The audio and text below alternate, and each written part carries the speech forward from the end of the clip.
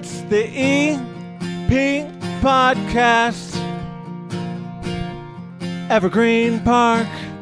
We're going to kick off the EP podcast this week at Spoke and Vine, northeast corner of 95th and Kedzie, where the lunchtime menu is absolute. As the kids say, Frank Murray from the Evergreen Park Public Library, the lunch menu is fire. Oh, fire. Yeah. I thought you were going to go with another one. I was like, no, not 6, that 7? one. No, not that one.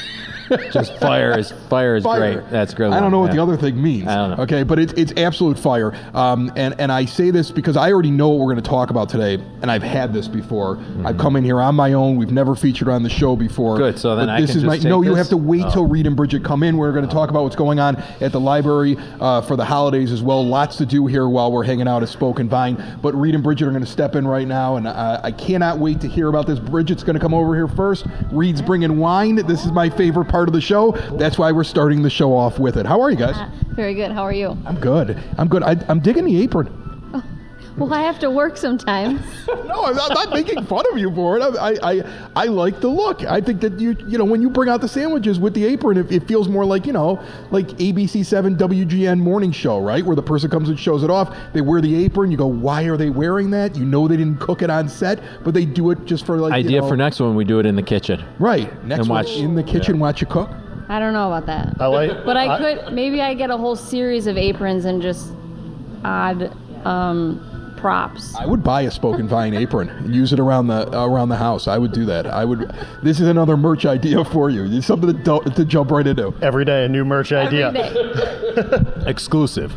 All right. So in addition to the game room opening up, which I've already seen people go back and use while we're sitting here and we're recording today, you have the new lunch menu and the new hours. I've been in here for lunch a couple times. I love the ambiance. I love all the different offerings that you have. But tell everybody about this one, because I'm a fan of Cuban sandwiches. Like, this is something I look for in restaurants, Frank. Did you know that about me? I did not. This is news to me. I like my sandwiches new like I about you like every my time. women, okay? I like a Cuban sandwich, okay? I Would be am also incredible. a fan. Yes. And so these are one of my favorite things, and you can do them a little variations in them, but I believe yours is pretty classic. Tell me what we have here. I am roasting the pork, doing a hand-pulled pork, and then also I'm making our house mustard blend for the Cubano.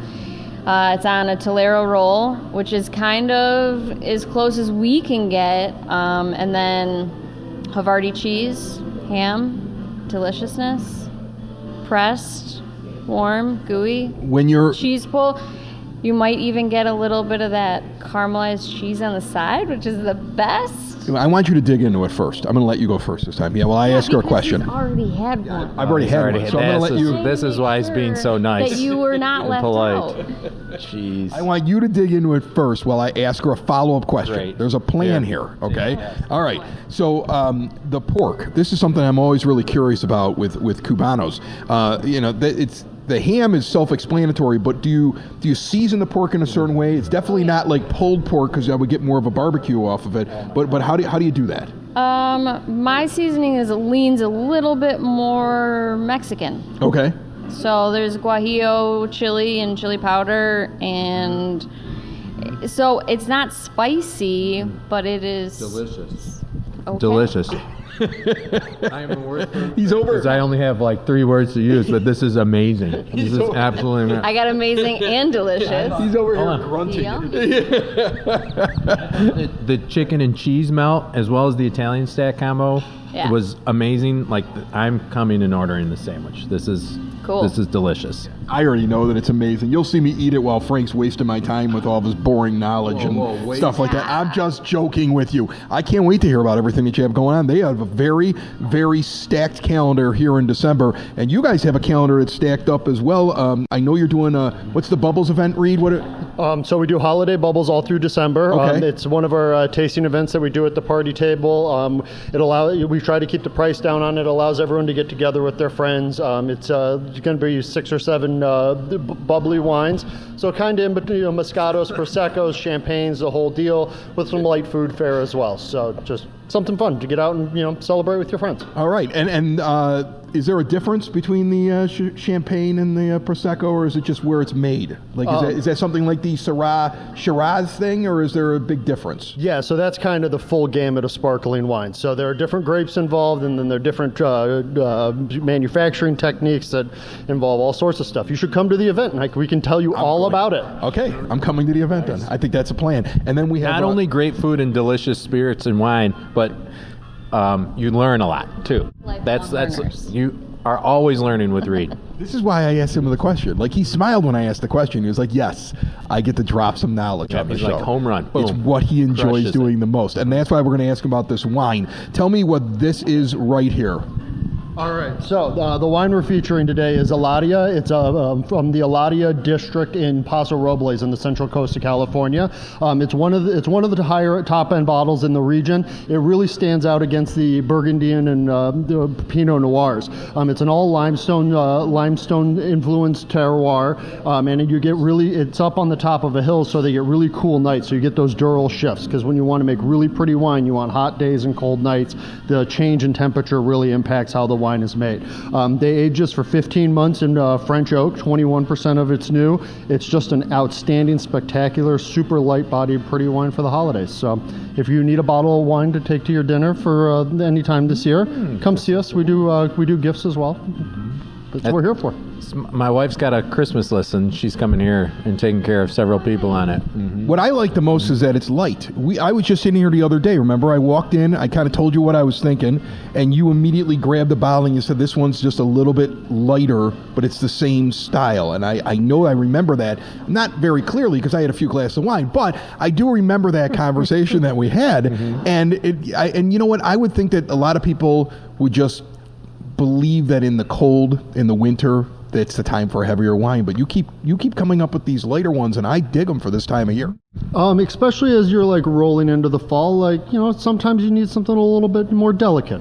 All right, so cheers to the wine. Cheers to Spoken Vine. So much going on with you guys. I mean, seriously, everything from the gaming room opening up, and you continue to do expansion. This eyesore of a building that was next to you is knocked down.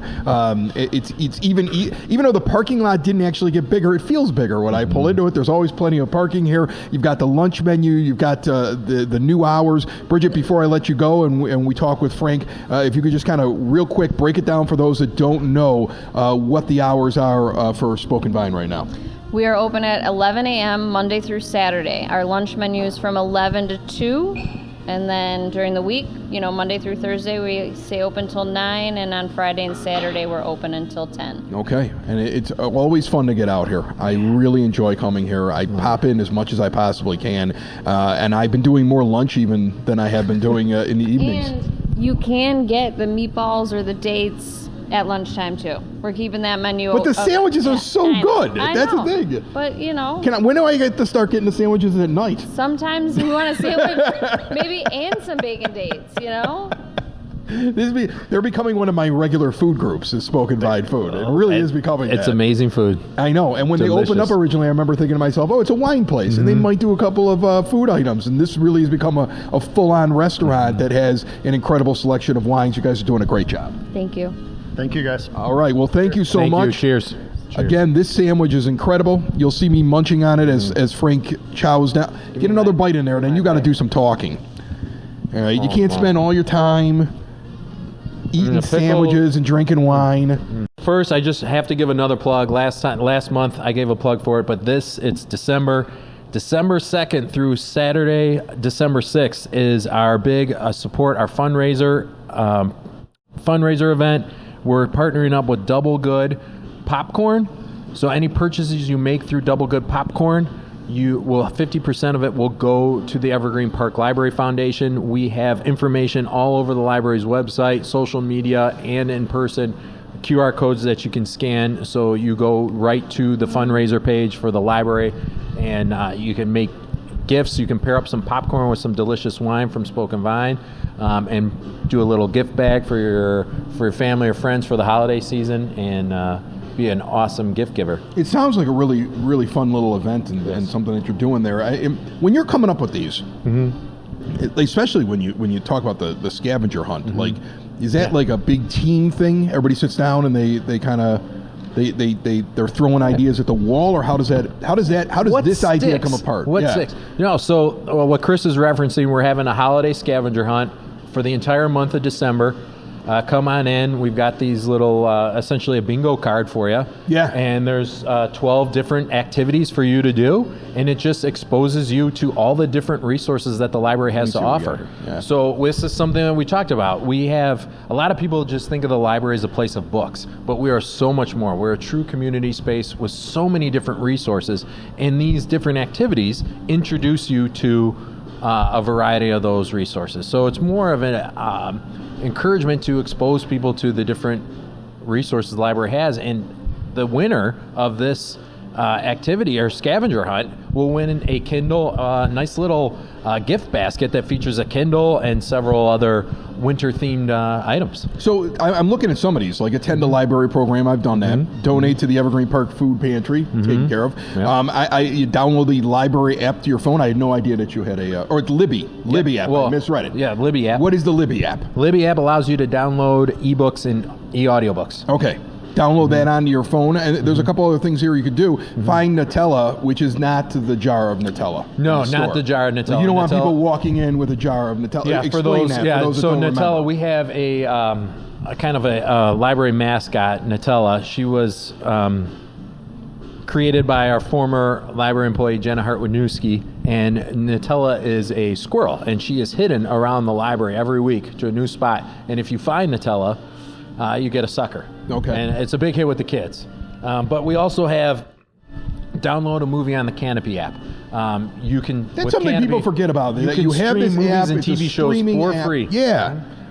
We have a brand new, or not a brand new, but a newer resource called Udemy, and it's perfect for that professional person that is looking to take the next step in their career, whether they want to learn a new skill or a new, I want to learn QuickBooks. There's classes there that are led by instructors, and it's all for free with your Evergreen Park Library card. That's awesome. Very, very cool. And so is the idea they have to do all 12 of them, or they're not doing like tic-tac-toe here? They do all 12 of them, and if there's more than one person that does all 12, and then it's like a drawing? So, great question. So so there's 12 activities on here. You got to complete 8. 8 of them. Okay. Got to complete 8. Hand that in. If you want to do more, you'll get another entry into the raffle. But yeah, that's what we're just trying to expose people to all the different great and amazing resources that we have at the library. I mean, I'm going to tell you something right now. Every once in a while, I'll go back, I'll look at the stuff that we've talked about when we sit down once a month. And some of these programs are absolutely incredible. I mean, like you go back to the Canopy, the streaming thing, where now, I mean, if you're here in Evergreen Park and you got your library card, you can stream movies. Sometimes you may be paying for something you don't need to pay for because the library is going to give it to you. Stream it at home for free. Yep. So and these things that you're helping is not just for kids. Like the way that you're able to help adults that are trying to like get a new job or get a better job, and all these career services. I don't think people, if they're not paying attention, sometimes I don't think everybody realizes what's over at the library. That's why I love that we highlight it here. I appreciate that, Chris. And that's why we are a lifelong learning institution from birth to death, literally. I mean, it's all ages. We have something for everybody. Do you get a rush of families coming in to try to find Christmas books? Like, I know that, like, every year we'll bust out this huge, like, crate of all just Christmas stories. You know, everything from Was a Night Before Christmas, which I read on Christmas Eve to the kids before they go to bed every night, which is kind of funny now when I have a 20 and a 17-year-old, and they're like, can we do the night before Christmas? It's a tradition. And it's hysterical. And I have to read this thing. But like, we have all these books that you only see once a year to come out. Do you see a rush, or do you bring out extra stuff that's not normally on the shelves during this time of year? That's a great question, because we're recording this right before Thanksgiving. Yeah. And right after Thanksgiving, when we come back on that Saturday, Sunday, Monday, whenever we start working, we've already pulled out all of our Christmas CDs. So we get a big ask for Christmas CDs, and then our youth department, they put out a table in front of the youth desk, and it's just full of anything related to the holidays.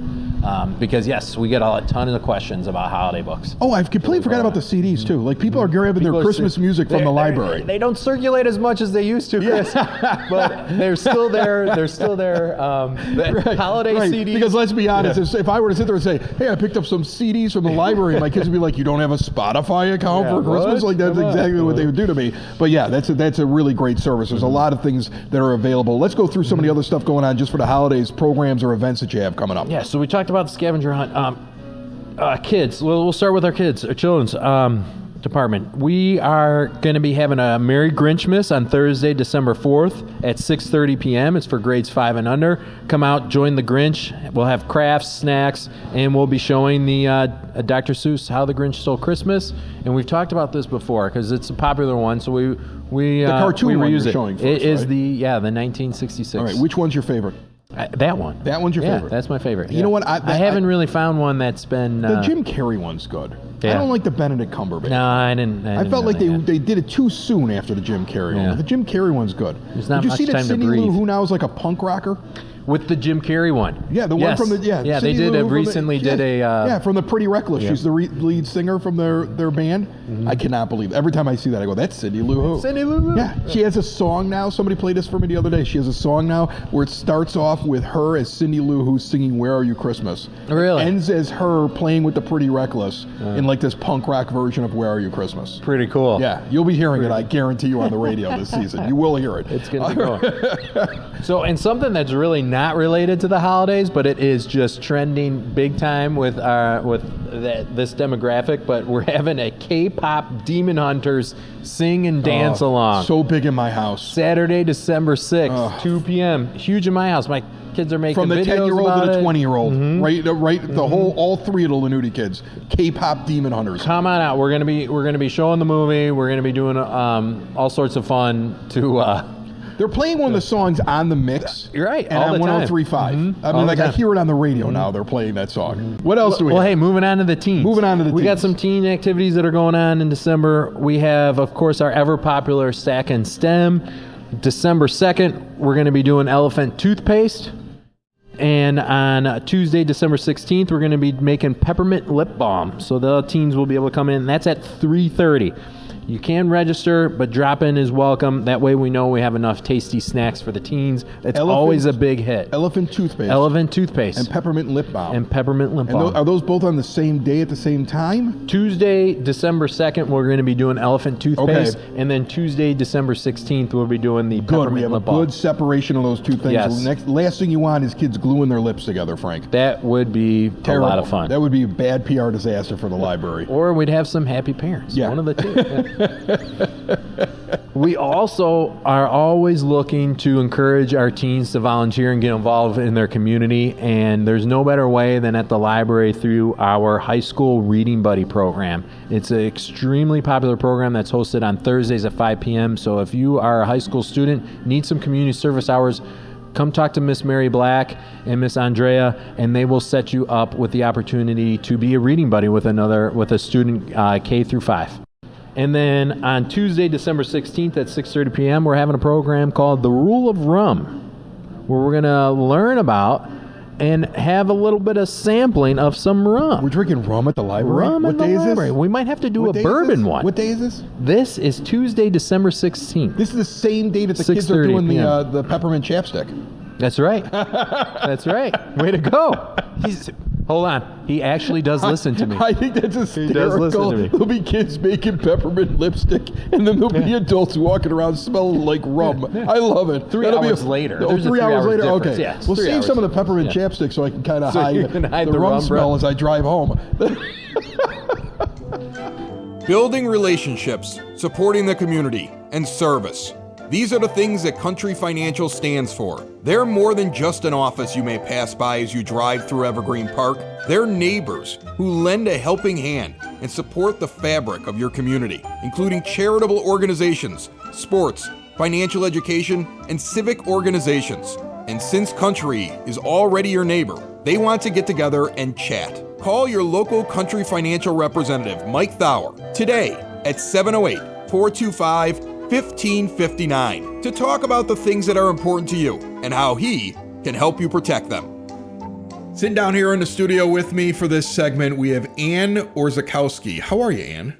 Wonderful. Thank you for having me, Chris. It's an honor. It's a pleasure. Be down in the studio. You've watched the show before. You were ready for this. I was ready. I watched a few clips. I was like, this is profesh. This is fantastic. You're making me blush. That's awesome. Getting called into the EP podcast. Ann works for OSF, a little company in Mary. She's a nurse practitioner. Are you in the actual hospital building? Where are you located at? Where do you do your thing? So we have a couple clinics. We've got one on Kedzie. We've got one down 95th across the street from the mall. We've got one in Palos. So I'm at like a satellite clinic. So close by 6700 West 95th, right by the CarMax. But you're part of the whole group. Part of the whole group. Somebody might bump into you when they go and they do things. There you go. Okay. There you go. All right. And nurse practitioner, we're going to talk a little bit about what that is, because I'm very curious. This is something I've always wanted to ask. I've always wanted to ask a nurse practitioner these questions, and I don't want you to be offended by them. But you can't offend me. We're going to get to those, okay? And then I also know that this is the season for respiratory illnesses, so that's what we're going to talk about as well. But let's talk nurse practitioner first. I have to admit this. Please. I go see my regular doctor. And I'll have my normal appointment with him. He'll sit in there. We'll go through everything. He'll ask me everything going on in my life. Like, I'll sit there.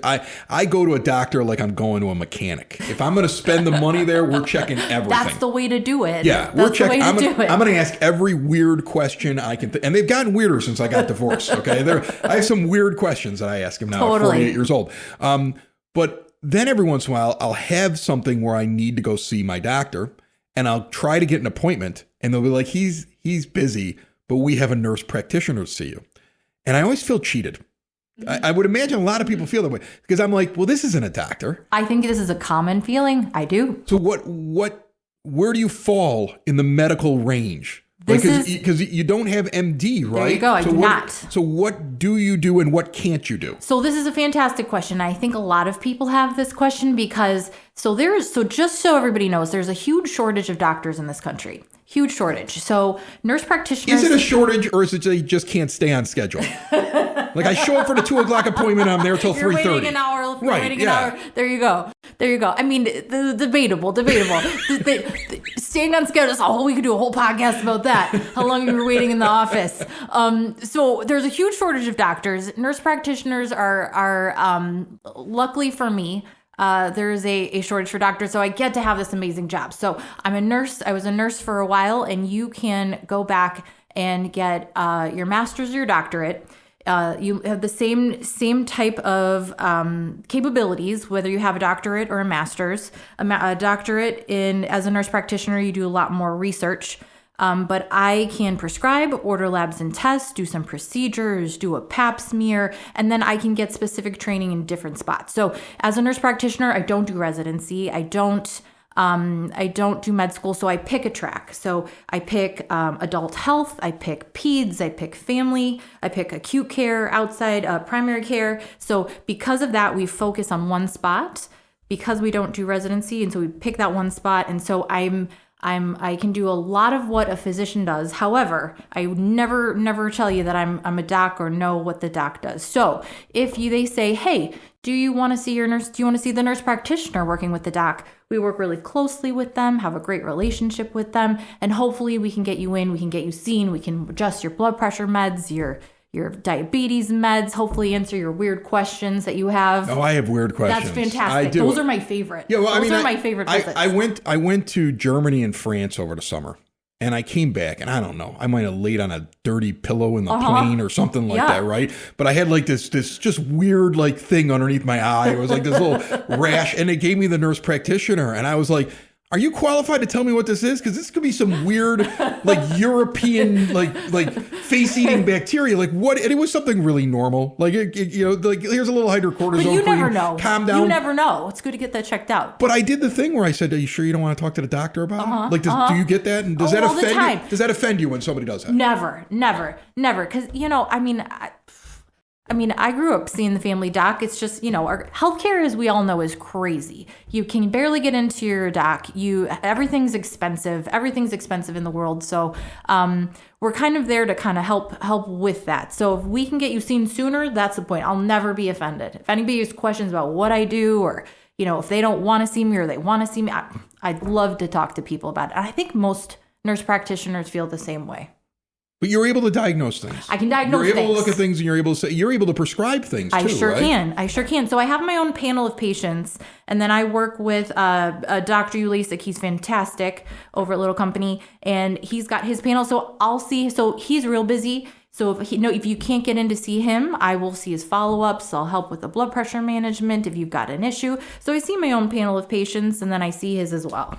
Okay. All right. I mean, I will feel better now. Good. Because this is something I always you want to ask this question. Like when you're in the room and you're like, and you want to ask it. You sit. I think a lot of patients do that. I think so too. You because want to be like, you're used to your doctor, and you feel like, okay, well, there must be a difference. Yes. So now, okay, they're telling me, don't worry. It's not this. It's just this. You only do this medicine. You're going to be fine. Right. And I'm sitting there going, I hope so. Are you sure you know what you're talking and about? That's what I do. Or like, Yes. I think I've strained a muscle. Yeah, it's just a strain. Are you sure it's not broken? It'll be fine. And I'm like, do I need to go ask somebody else? And like that. So you're telling me, don't worry about that. You go through it so much more than just your average nurse to become a nurse practitioner. There you go. You're not a doctor. Have you ever thought doctor next? Like, no. do you get nurse practitioners to sit there and say, you know what, there's something to be going to the next thing and becoming That's a great doctor? question too. And I have people say like, so when are you going to become a doctor? So completely different track. I'd have to start over, take all the prereqs again that I already did. And honestly, I have the best job in the world. This is right. Because if something goes wrong, you're like, I'm just a nurse practitioner. That's what I told the lawyer. Hey, I don't know what were you expecting from me? No, I'm just joking. Okay, so one of the things that you see normally, Ann, during this time of year are respiratory illnesses. And I have 3 kids. One's 20, one's 17. I got a 10-year-old. Oh, God bless you. I was lucky the third one came along later, because then the 2 older ones could help. You knew what you were doing too. You tried it out first on the other 2. If you get 3, whenever I meet people and they're like, we have 3 and they're within the same age.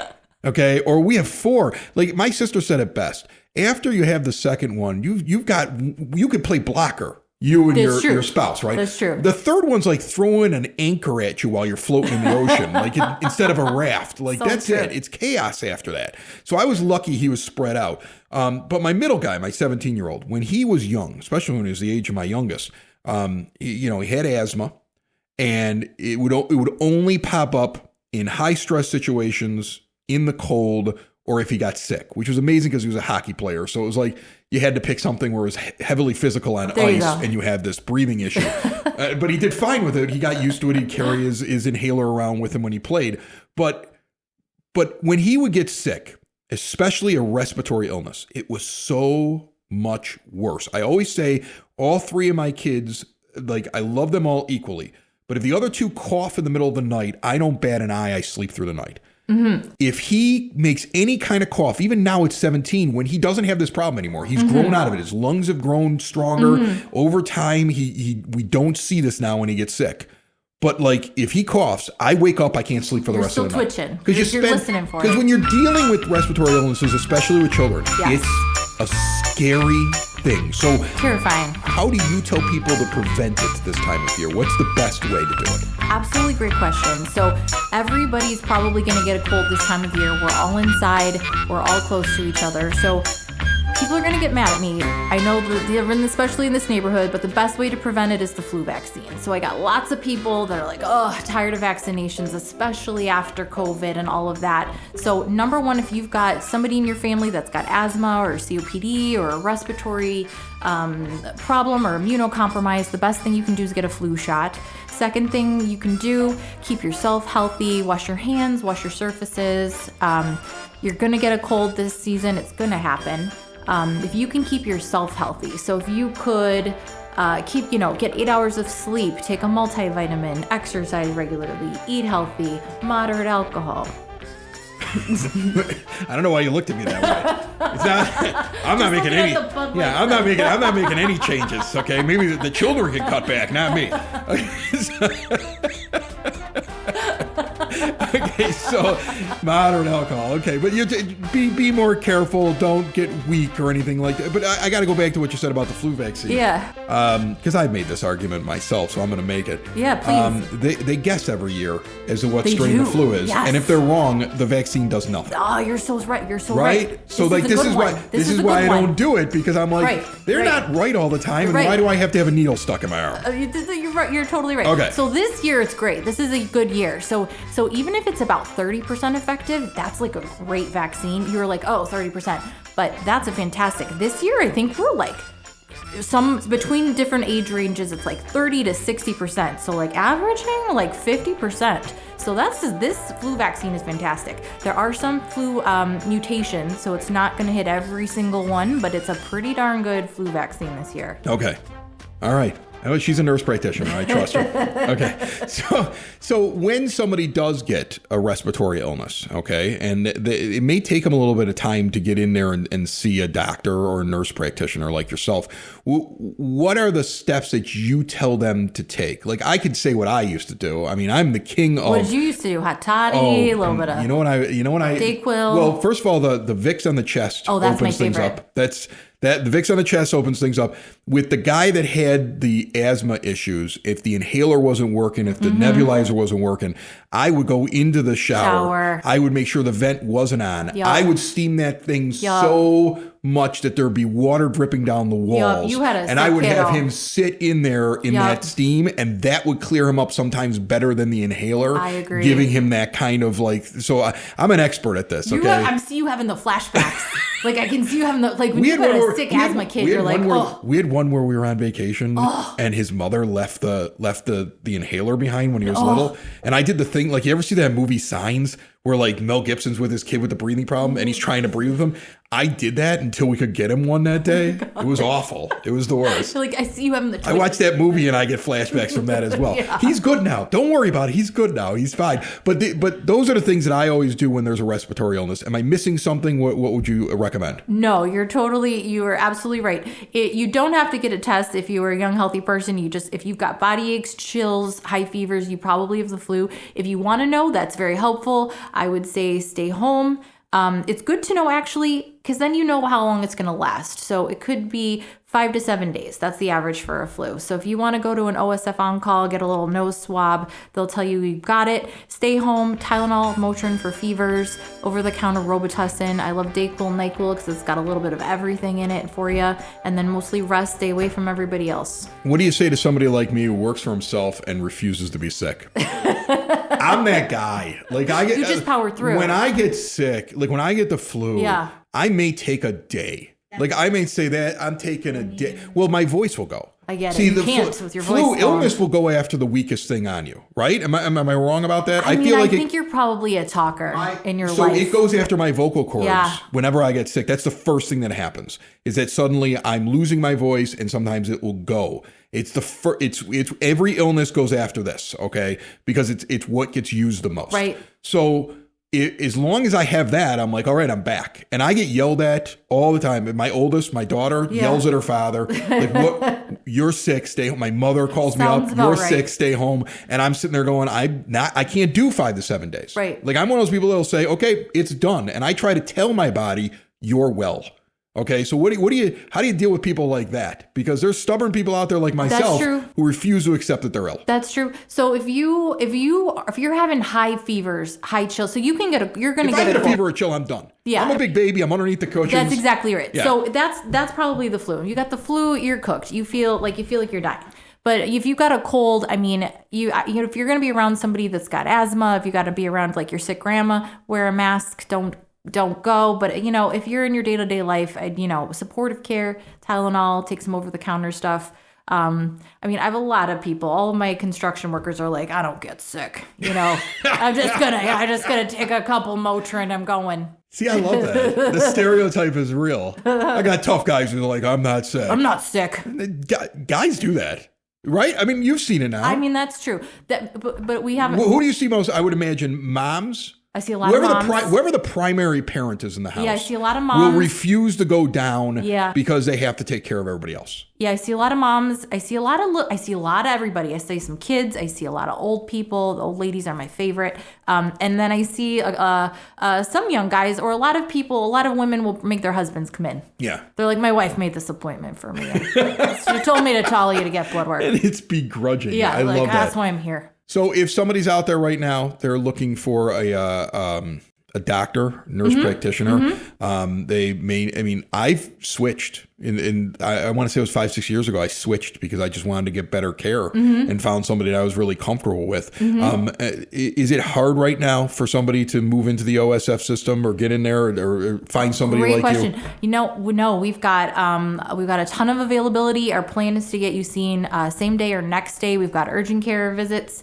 So you can get hooked up with a primary. It's always best to come see your primary. And we do this care team, which not every system does. So you work with a primary doc, and then you've got your nurse practitioners. So you see the both of us. Come on down. We'd love to see you. All right. OSFhealthcare.org. I brought it up in front of me because I didn't think you had it on your notes. I was saving you because I was going to be like, where do they go? And I was like, she doesn't have the answer. I could tell. So I looked it up for you. OSFhealthcare.org. And thank you so much. Appreciate it, Chris. This is a pleasure. Thank you for having me on. This is incredible. It's the EP Podcast. All things Evergreen Park.